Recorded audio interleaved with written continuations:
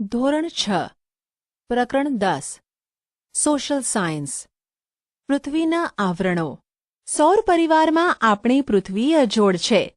પૃથ્વી એકમાત્ર ગ્રહ છે કે જેને અનુકૂળ તાપમાન, પાણી, હવા અને જીવન મળ્યું છે. બીજા ગ્રહો પર હજુ પાણી અને ઓક્સિજન પૂરતા પ્રમાણમાં હોવાના પુરાવા મળ્યા નથી, જે પૃથ્વીને મળેલ અમૂલ્ય ભેટ છે.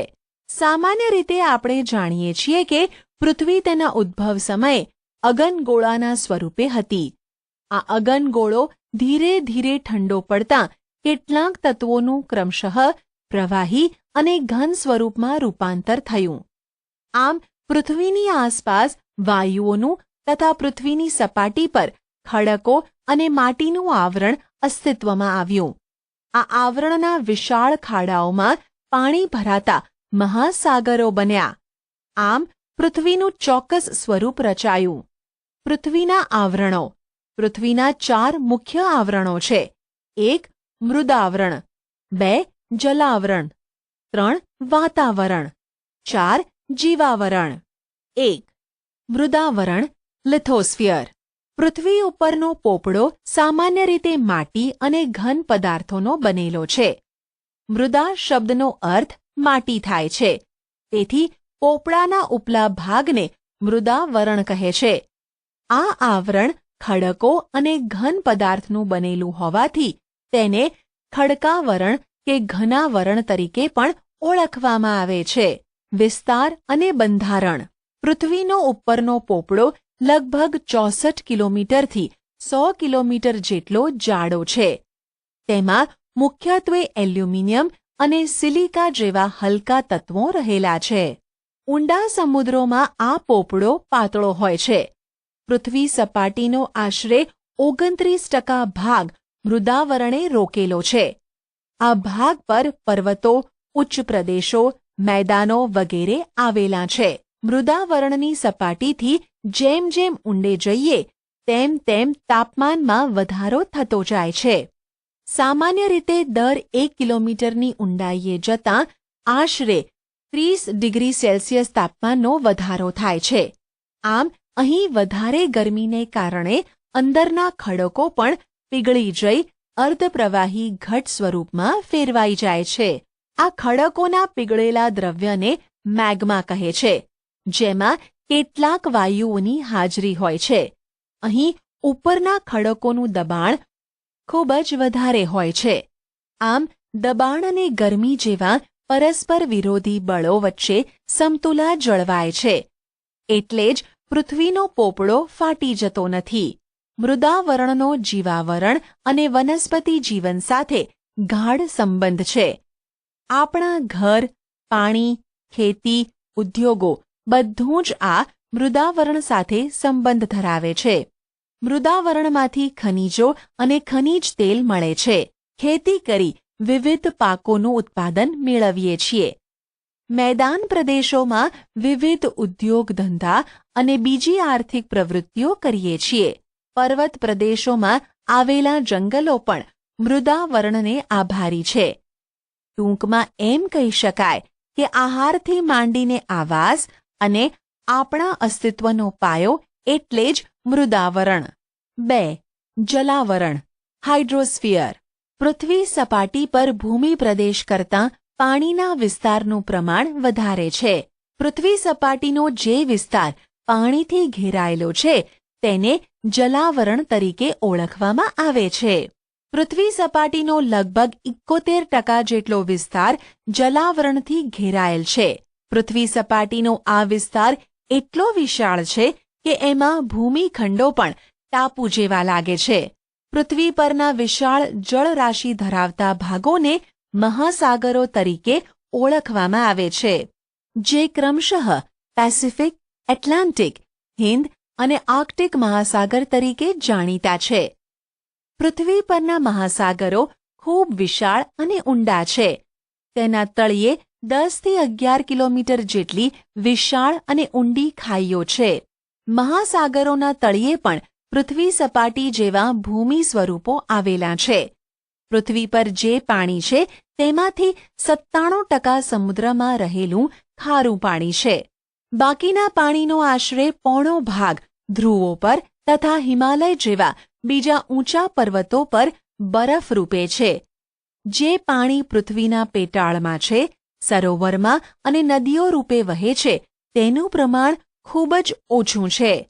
પૃથ્વી પર રહેતા જીવો અને વનસ્પતિને પાણી વિના ચાલતું નથી. પાણી ખોરાક સાથે મળે કે હવામાંથી ભેજરૂપે મળે. જલાવરણનું અસ્તિત્વ એટલે જ સજીવ સૃષ્ટિનું અસ્તિત્વ. પૃથ્વી પરના વરસાદ માટેનો મોટા ભાગનો ભેજ સમુદ્રમાંથી આવે છે.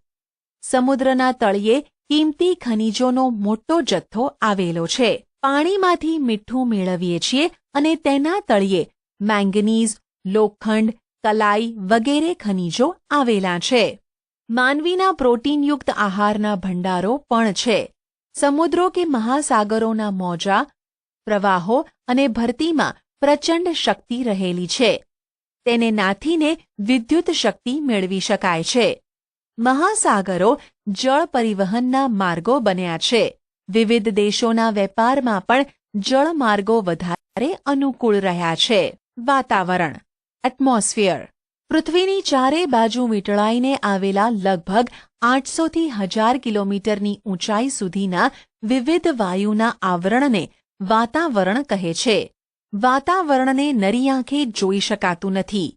વાતાવરણમાં વિવિધ વાયુઓ, પાણીની વરાળ, ધૂળના રજકણો, ઉલ્કાકણ, ક્ષારકણ તથા સૂક્ષ્મ જીવજંતુઓ ભળેલા હોય છે.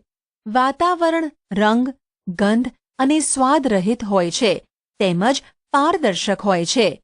વાતાવરણમાં વાયુ, પ્રવાહી અને ઘન તત્વોનો સમાવેશ થાય છે. તેમાં આવેલા વિવિધ વાયુઓમાં nitrogen, oxygen, argon, carbon dioxide, ozone વગેરે મુખ્ય છે. પૃથ્વીની સપાટી નજીકનું વાતાવરણ ઘટ છે, જ્યારે પૃથ્વીની સપાટીથી ઊંચે જતા વાયુઓનું પ્રમાણ ઘટતાં હવા પાતળી થતી જાય છે. પૃથ્વીની સપાટીથી જેમ ઊંચે જઈએ તેમ વાતાવરણના મોટા ભાગના વાયુઓનું પ્રમાણ ઘટતું જાય છે. કાર્બન ડાયોક્સાઇડ વાયુ ભારે હોવાથી હવાના નીચલા સ્તરમાં તે વધારે પ્રમાણમાં હોય છે અને ઉપર જતાં ઓછો થઈ જાય છે. કાર્બન ડાયોક્સાઇડ આશરે 20 કિલોમીટરની ઊંચાઈ પછી, ઓક્સિજન આશરે 110 કિલોમીટરની ઊંચાઈ પછી અને નાઇટ્રોજન આશરે 130 કિલોમીટરની ઊંચાઈ પછી તેની હાજરી ઓછી જણાય છે. ખૂબ ઊંચાઈએ જતાં તો માત્ર હાઇડ્રોજન અને હિલિયમ જેવા હલકા વાયુઓ હોય છે. વાતાવરણમાં ઓઝોન વાયુનું પ્રમાણ ખૂબ ઓછું હોય છે. આ વાયુ સૂર્યના જલદ પારજાંબલી કિરણોનું શોષણ કરી પૃથ્વીને સૂર્યની પ્રચંડ ગરમીથી બચાવે છે. આ વાયુ મુખ્યત્વે વહેલી સવારે ખુલ્લા મેદાનમાં અને સમુદ્ર કિનારાની હવામાં વધારે પ્રમાણમાં હોય છે. વળી ઓઝોન વાયુ સ્વાસ્થ્યવર્ધક હોવાથી લોકો આવા સ્થળે વહેલી સવારમાં ચાલવા માટે જાય છે. વાતાવરણમાં રહેલા વિવિધ રજકણોને લીધે પૃથ્વી પર સૂર્યપ્રકાશ રેલાતો જોવા મળે છે. તેનાથી એકાએક અંધારું કે અજવાળું થતું નથી.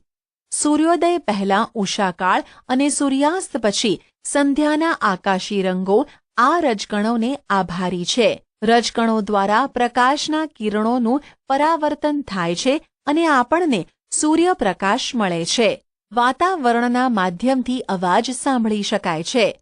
અવાજ અને પ્રકાશના મોજાં વાતાવરણમાં પરાવર્તન પામી પૃથ્વી સપાટી પર પાછા ફરે છે. તેથી જ રેડિયો અને દૂરદર્શનના પ્રસારણ શક્ય બને છે. વાતાવરણ સાથેના ઘર્ષણથી ઉલ્કા જેવા અવકાશી પદાર્થો સળગી ઉઠી નાશ પામે છે. આમ વાતાવરણ પૃથ્વી માટે કુદરતી ઢાલની ગરજ સારે છે.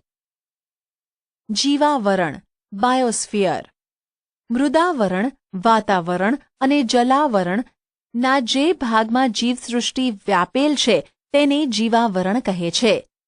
સૌર પરિવારમાં પૃથ્વી એ એક જ એવો ગ્રહ છે જેને જીવાવરણ મળ્યું છે. જીવાવરણમાં વિવિધ પ્રકારની જીવસૃષ્ટિનો સમાવેશ થાય છે. આ જીવસૃષ્ટિમાં માનવ તેમજ વનસ્પતિ અને પ્રાણીઓનો સમાવેશ થાય છે. પૃથ્વી પરના સજીવો ખોરાક જીવાવરણમાંથી મેળવે છે.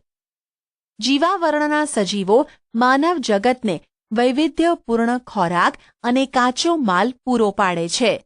આમ માનવ જીવનના અસ્તિત્વ અને નિર્વાહનો આધાર જીવાવરણ છે. માનવ પ્રવૃત્તિઓની અસર. જીવાવરણ મોટે ભાગે સંતુલિત સ્થિતિમાં છે, પરંતુ માનવીય વિક્ષેપ જ્યારે સંતુલિત તંત્રમાં ખલેલ પહોંચાડે છે ત્યારે ઘણી મુશ્કેલીઓ ઊભી થાય છે.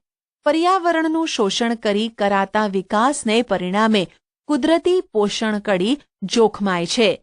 આવી સ્થિતિ માનવ અને પર્યાવરણ માટે હાનિકારક છે.